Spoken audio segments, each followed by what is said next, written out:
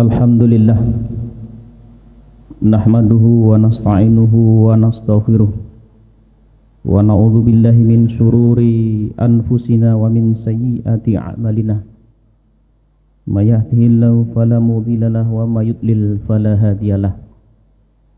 Asyhadu an la ilaha illallah wahdahu la syarikalah wa asyhadu anna Muhammadan abduhu wa rasuluhu la nabiyya ba'dah. Allahumma shalli wa sallim ala sayyidina Muhammad bin Abdillah wa ala alihi wa ashabihi wa man tabi'ahum ila yaumil qiyamah. Amma ba'd. Ya ayyuhal hadirun ittaqullaha haqqa tuqatih wa la tamutunna illa wa antum muslimun. A'udzu billahi minasyaitonir rajim. Bismillahirrahmanirrahim. Innama shadaqatu lil fuqara wal masakini wal 'alimina 'alaiha wal mu'allafati qulubuhum wa fi riqabi wal gharimina wa fis sabilillah wa banis sabil. Waridatan minallah wallahu alimun hakim. Shadaqallahul azim. Alhamdulillah, hadirin sidang jamaah Jumat yang dirahmati Allah Subhanahu wa taala.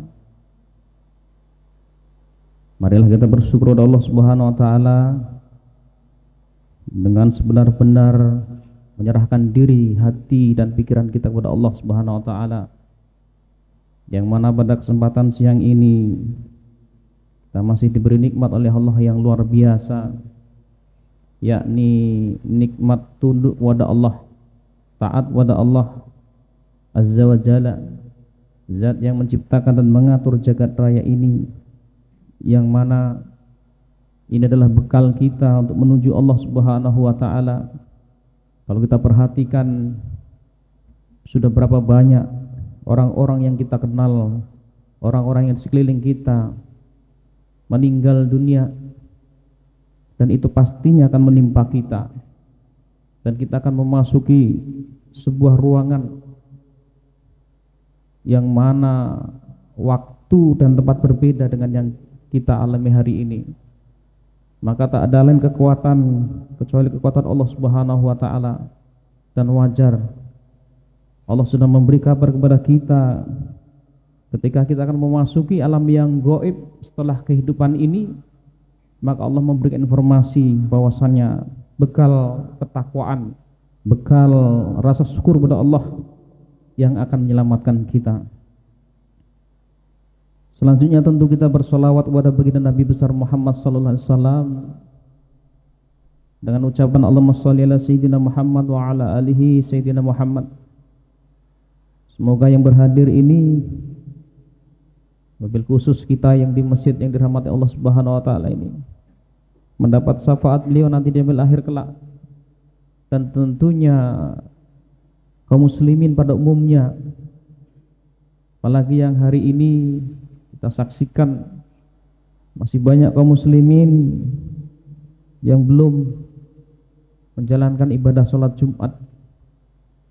Ini menunjukkan bahwasannya perjuangan dakwah kita, perjuangan ajakan kita untuk mengajak kaum muslimin yang lain harus ditingkatkan.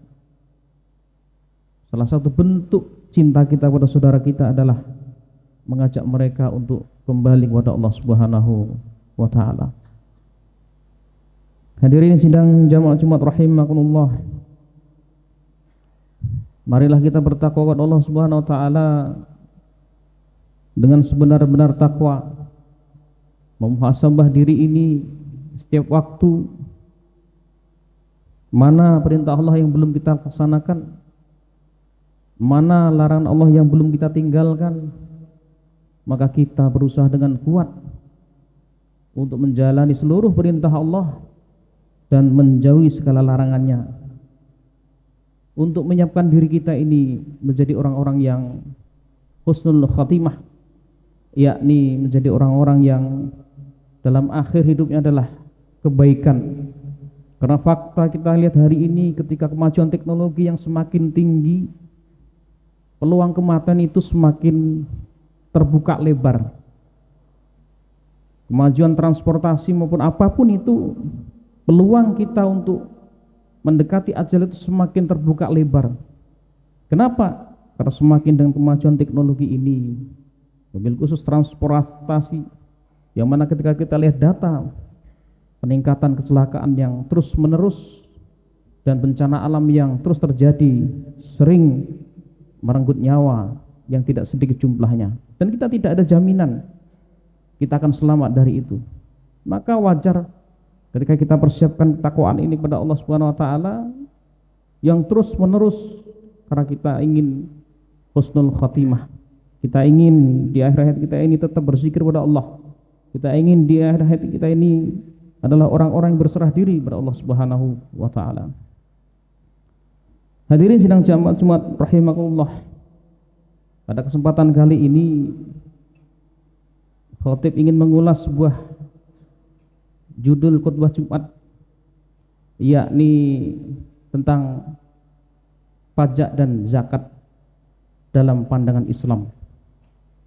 Beberapa waktu yang lalu kita mendengar bersama dan viral, yakni Menteri Keuangan Sri Mulyani menyebut pajak memiliki filosofi yang sejalan dengan zakat dan wakaf. Dan dikatakan bahwasanya dalam setiap rezeki ada hak orang lain. Caranya hak orang lain itu diberikan, ada yang melalui zakat, wakaf, dan pajak. Pajak itu kembali pada yang membutuhkan, kata Sri Mulyani di dalam Sarasehan Nasional Ekonomi Syariah, Refleksi Kemerdekaan RI 2025 di Jakarta, Rabu 13 Agustus 2025. Menurut Sri Mulyani, konsep ini tercermin pada berbagai program pemerintah yang dibiayai oleh APBN. Misalnya program Keluarga Harapan yang memberikan manfaat kepada 10 juta keluarga tidak mampu, dan ada juga bantuan sosial sembako untuk 18 juta penerima. Lalu bagaimana pandangan dalam Islam? Maka disebutkan bahwasanya ketika pernyataan Menteri Keuangan Sri Mulyani yang menyamakan pajak dengan zakat dan wakaf, jelas pernyataan yang gegabah dan menyesatkan. Kenapa demikian? Karena zakat adalah ibadah harta yang Allah Subhanahu wa taala perintahkan khusus bagi kaum muslim dengan aturan tertentu, bukan untuk semua rakyat. Allah Subhanahu wa taala berfirman bahwasanya A'udzubillahi minasyaitonirrajim, wa ma umiru illa liya'budullaha mukhlishina lahuddin hunafa'a wa yuqimus sholata wa yu'tuz zakata wa dzalika dinul qayyimah.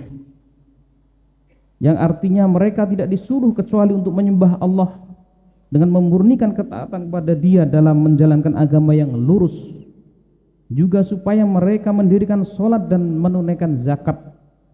Yang demikian itulah agama yang lurus. Al-Quran Surat Al-Bayyinah ayat 5. Baginda Nabi besar Muhammad SAW menyampaikan bahwasannya annallaha aftaradu alaihim sadaqata fi amwalihim tukhadu min aghniyaihim wa turaddu ala fuqaraihim. Sesungguhnya Allah telah mewajibkan atas mereka kaum muslim zakat dalam harta mereka yang diambil dari kalangan kaya di antara mereka, lalu diberikan kepada kalangan fakir di antara mereka. Hadis riwayat Al-Bukhari. Zakat memiliki hikmah sebagai pembersih harta seorang muzaki atau orang yang berzakat, dan itu tidak ada di dalam pajak. Allah Subhanahu wa taala berfirman, khudh min amwalihim shadaqatan tutahhiruhum wa tuzakkihim biha. Ambillah zakat dari sebagian harta mereka, yang dengan zakat itu kalian membersihkan dan mensucikan mereka. Quran Surat At-Taubah ayat 103. Selain itu, zakat hanya boleh diberikan kepada 8 asnaf, yakni 8 orang yang berhak sebagaimana firman Allah Subhanahu wa taala yang artinya sesungguhnya zakat-zakat itu hanyalah untuk kaum fakir, kaum miskin, para pengurus zakat, para mu'alaf yang dibujuk hati mereka untuk memerdekakan budak, untuk kaum yang berhutang, untuk jihad fisabilillah, dan untuk mereka yang sedang dalam perjalanan, sebagai sesuatu ketetapan yang telah Allah wajibkan. Allah Maha Tahu lagi Maha Bijaksana. Quran surat At-Taubah ayat 60. Karena itu zakat tidak boleh dipakai untuk kepentingan pembangunan proyek negara atau membayar hutang negara, berbeda dengan pajak di dalam sistem kapitalisme. Zakat adalah fardu ain bagi muslim yang hartanya mencapai nisab dan haul, dengan objek harta yang telah ditentukan oleh Allah Subhanahu wa taala. Bahkan orang yang menolak zakat adalah termasuk dalam golongan orang-orang yang melakukan dosa besar, sebagaimana sabda Nabi besar Muhammad sallallahu alaihi wasallam, "Man atahullaha malan falam yu'addi zakat."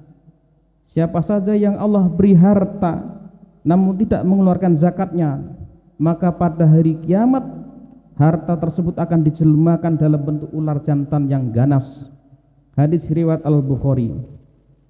Bahkan ketika kita melihat sejarah orang-orang yang menolak zakat pada masa Khalifah Abu Bakar As-Siddiq, itu dikelompokkan pada orang-orang yang mendekati murtad dan bahkan diperangi oleh Khalifah Abu Bakar As-Siddiq. Ma'asyiral muslimin rahimakumullah. Pajak sejatinya tidak ada dasarnya di dalam Islam. Setiap pungutan harta yang bertentangan dengan Al-Quran dan As-Sunnah adalah bentuk kezaliman. Allah Subhanahu wa taala berfirman, "Wala ta'kulu amwalakum bainakum bil batil." Janganlah kalian memakan harta di antara kalian dengan jalan yang batil.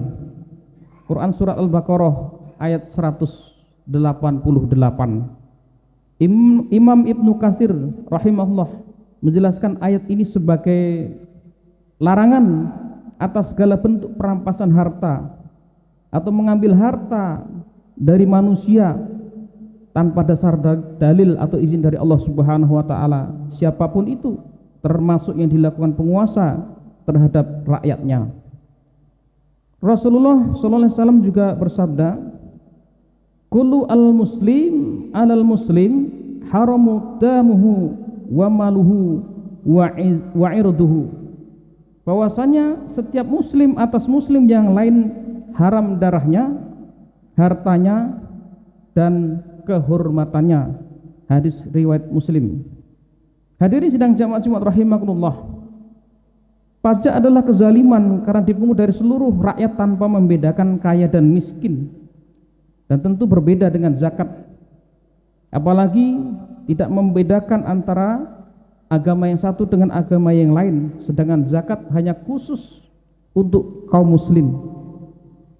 Dan zakat melihat jenis harta tertentu. Bahkan ketika kita melihat pajak bisa dinaikkan sesuai dengan kepentingan penguasa. Seperti kita lihat hari ini gejolak di mana-mana, yang mana kenaikan pajak bumi dan bangunan di berbagai daerah mencapai 200% hingga 1000%. Diakibatkan oleh kebijakan yakni pemangkasan anggaran ke daerah oleh pusat. Maka dari itu jelas bahwasannya rakyat semakin terbebani di tengah kondisi ekonomi yang sulit. Daya beli menurun, pengangguran dan PHK meningkat, serta kemiskinan yang terus bertambah. Sementara kita lihat dengan jelas para pejabat negara, komisaris BUMN dan anggota DPR justru menikmati penghasilan yang fantastis hingga ratusan juta rupiah per bulan, ditambah berbagai tunjangan dan bonus besar. Hal ini tidak tertutupi lagi. Dalam Islam, hadirin sidang jamaah Jumat rahimakumullah, Pungutan pajak atas harta rakyat adalah sesuatu yang haram, jelas dalilnya. Rasulullah SAW menyebutkan dalam sebuah hadis, la yadkhulul jannata sahibul maksi, tidak akan masuk surga pemungut pajak. Hadis ini diriwayatkan oleh 3 imam pendekar hadis, yakni Imam Ahmad, Imam Abu Daud, dan Imam Al-Hakim. Oleh karena itu, pajak tidak bisa disamakan dengan zakat maupun wakaf. Islam telah menetapkan aturan jelas persoalan pengaturan harta umat ini. Hadirin sidang jamaah Jumat rahimakumullah. Ketika kita berkaca di dalam Islam, melihat bagaimana Islam mengatur harta rakyat dan mengatur ekonomi negara, itu bisa kita lihat salah satu kitab yang ditulis oleh seorang ulama besar, yakni kitab Amwalul Daulah, ditulis oleh Syekh Abdul Qadir Zalum, menyebutkan minimal ada 12 pemasukan negara, dan itu tidak sama sekali tidak menyentuh pajak. Salah satunya adalah yakni pengelolaan sumber daya alam, yang itu totalitas menjadi milik umat, bukan umat diberikan hanya dari pajak tambang. Tidak demikian. Di dalam Islam barang tambang itu 100% itu harta milik umat, dan dia mendapatkan itu untuk kepentingan hidup, kepentingan bersama. Seperti yang disampaikan oleh Nabi, al-muslimu suraqa'u salas wal kala wanar wal ma'. Artinya ada ketika seluruh kaum muslimin itu berkepentingan bersama atas harta kepentingan umum, wabil khusus barang tambang, itu artinya adalah milik umat. Kalau kita hari ini sistem ekonomi kapitalis hari ini, tambang itu bukan milik umat dan bukan milik negara, tetapi milik korporasi, milik pengusaha, dan celakanya pengusaha tersebut sudah menjadi penguasa dan rakyat hanya diberikan pajak. Kita paham ketika kita membeli sebuah kendaraan motor misalnya, harga 20 juta, pajaknya berapa persen? Bagaimana kalau kita bayangkan ketika harta tambang itu milik umat dan pajaknya itu bisa kita gunakan untuk menggaji karyawan, dibalik cara berpikirnya, insya Allah rakyat sejahtera. Dan ini bisa dipastikan karena data sudah jelas. Salah satu kepemilikan negara juga dalam Islam, selain harta kepemilikan umum juga ada ghanimah, ada jizyah, ada fa'i, dan harta-harta yang lain. Di dalam Islam juga tidak dibenarkan dalam perekonomian ada riba. Dan kita hari ini melihat beban APBN negara Indonesia ini tahun 2026 harus membayar 600 triliun. Itu bunga hutang baru, belum pokoknya. 600 triliun. Dan kita juga melihat dengan riba ini, orang-orang negara luar, negara asing itu dengan mudah mengintervensi kedaulatan di negeri yang kita cintai ini. Nah, maka dari itu hadirin sidang jamaah Jumat rahimakumullah, tentu pada kondisi ini kita harus berpikir ulang untuk menata kehidupan ini menuju ridha Allah Subhanahu wa taala. Kenapa demikian? Karena hidup kita ini bukan hanya di dunia saja. Hidup kita ini hingga ke akhirat, dan apapun yang kita kerjakan baik secara fardiyah maupun dalam jamaah, itu Allah meminta pertanggungjawaban. Dalam fardiyah mungkin ibadah mahdhah, sholat, puasa. Dalam kehidupan berjamaah mungkin masyarakat bernegara, dan semua itu akan diminta pertanggungjawaban oleh Allah Subhanahu wa taala. Tentu kita hari ini memohon kepada Allah semoga kita terhindar dari fitnah dua jenis manusia yang baginda Nabi sebutkan dalam sebuah hadis, sinfani minan nas idza salaha salahan nas wa idza fasadan nas, al ulama wal umara. Apa kata Nabi?